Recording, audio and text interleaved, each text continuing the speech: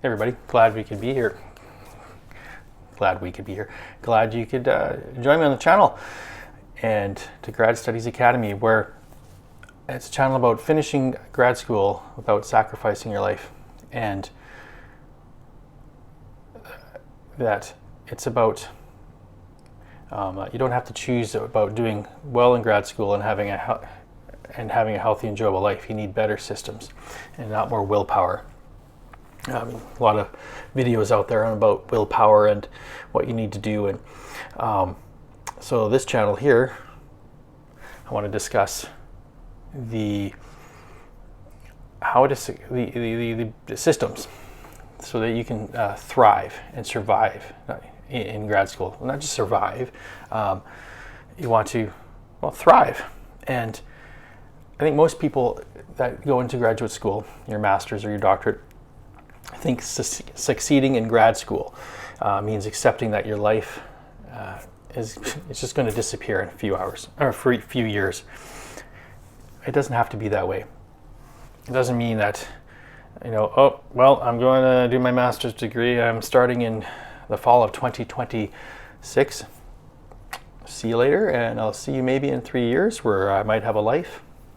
But that doesn't have to be the case. And everything I'm sharing on this channel comes from what helped me finish my master's degree and later my doctorate of ministry while working full-time, and even after being diagnosed with ADD. All right, and you need a lot of attention to be able to finish those 2 degrees, especially a doctorate. And so finding out that I have this condition, and no wonder I'm I'm scattered all over the place. But I built systems that helped me get through and still make time for family, church, and for life. And I made the difference building the systems. My master's degree, the systems were getting there. I think it was very much, I was focused on just get the end goal. I need the good grades. Not that there's anything wrong with good grades, and I sacrificed more than I probably should have. Come to my doctorate a few years later, learned a few things, and those systems helped me be able to do my doctorate of ministry, do it well, enjoy it, and still have time for D&D nights with friends, board game nights with family, and make sure, as a little inside scoop or inside tip, to have at least one day off where I didn't work on anything, didn't write a paper, didn't read a book related to my school. And I kind of think it like a mountain climb. So we're going to get to a kind of a main point for today's video, besides introducing myself. And if I haven't, my name's Eric, and like I mentioned before, I finished my master's degree, have a doctorate of ministry, and I'm a program manager for grad studies in Christian Liberal Arts University in BC, and have been for a few years. I'm an affiliate faculty member. I get to mentor graduate students in pastoral leadership, which is great. I get to do that. Mainly, it's all online, and I've been doing that for 10, 12, I think it's about 12 years now. And so I get to work with great students and a team of mentors who help mentor student leaders, or students developing into leaders. And so one thing I think is important when you're going to start a doctorate or a master's or any grad school program is start with your graduation date. So this is kind of the big takeaway from today's video. You're going to see a lot of syllabi, you're going to see a lot of assignments. You'll get to that, we'll get to that. And more in different videos, I'm going to talk about how to, how to write a format of paper using, Trabian manual for writers, how to write a paper, or APA 7, how to use that, how to format for, and that sort of thing. So I'm going to have guides and do videos on that, and that's part of building systems. But the key thing is when you're starting your program is start with the graduation date. Get a piece of paper, or it could be the course outline. It could be all the courses you're going to need. I did that. Here's the courses, what they are. But at the end, what's my grad date? What's the anticipated graduation date?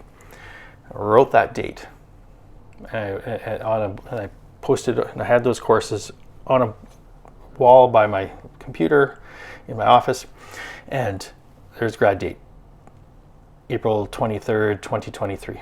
Boom. And everything else falls back from that. You work back from that. Everything else hangs on that. That's the end goal. My wife is saying, we work through this, do this program, but I don't want her to be a doctorate widow kind of idea where I'm just in school forever. And it kind of gets old pretty quick. Your spouse, they sacrifice a lot for you to go to classes and that. So it was in the system I needed. I have to have the end goal, the end in sight. And then from there, I got the summit in mind, kind of like building or climbing a mountain. You have the summit in mind, but then you got to start at the bottom of the hill, the bottom of the mountain, and you see the trail, and you got to focus on the next section.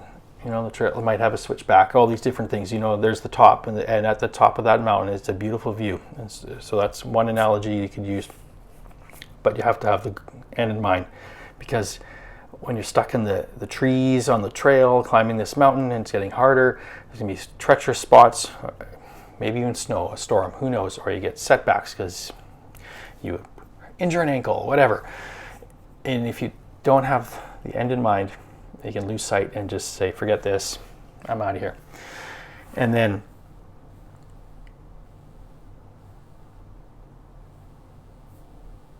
and also when you have the summit, kind of the end in mind, you don't obsess about it every day, because it's 3 years. It's there, but it's a slow journey. Kind of like Cal Newport talks about and slow productivity. It's doing consistently small things every day towards an end goal, and by the time and you see results at the end of a certain period of time, and they're like, oh wait, I did all this work, and in 3 years you're going to get that diploma, that degree.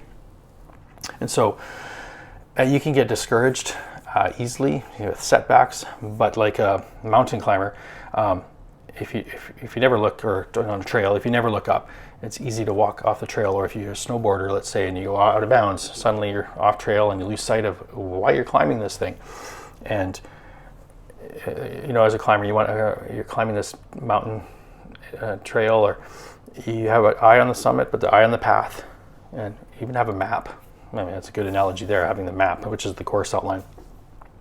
So one section at a time, one course, but not even that. It's more than that. It's one paper, it's one interaction, one book at a time. So you got that, all building towards graduation. And also before that, I wrote down, when was my dissertation due? When, or a thesis, if that's what you're doing. That's the next thing. When is the deadline for that due? Sort of have the big key milestones. When do I need to apply for, when do you need to apply for graduation? I don't know how many students don't apply for graduation until it's almost past the deadline. And that's something you don't want to miss out. And definitely, and scrambling and all that sort of thing, it doesn't help at all. And so you just want that peace of mind. And so that's kind of the thing. And that was the best thing I did for my doctorate. Master's, I had it, but I was figuring that out, and I was pretty much graduating.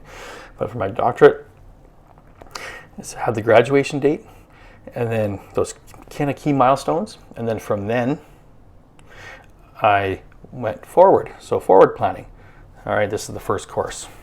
And then I put down, when are all the papers? Like, you look at your syllabus. When are all the papers due? When are all the assignments?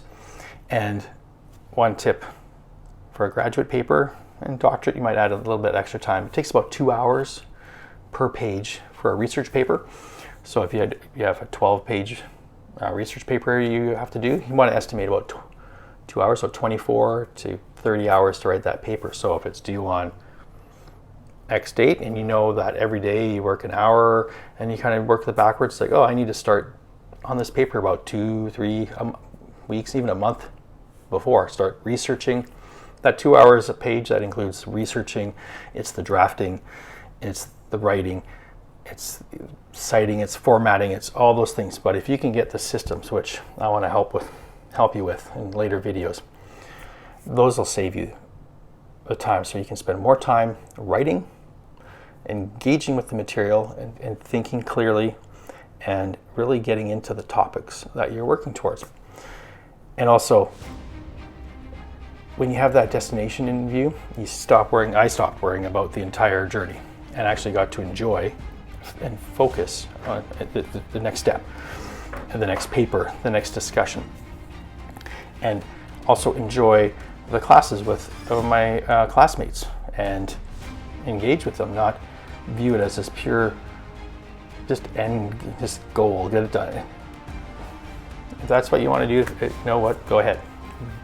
But it's a special time. It was a special time in my life, and I really went all in to enjoy it, and it worked well. And you know,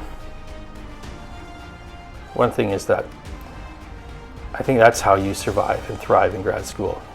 You keep the summit in view, but put your energy into the next step. And I know a lot of productivity channels, maybe grad channels, they want to tell you how to get more done. I don't think that's what I want to do. It's not what I want to do. It's how to build systems that let you do excellent work while still having a life.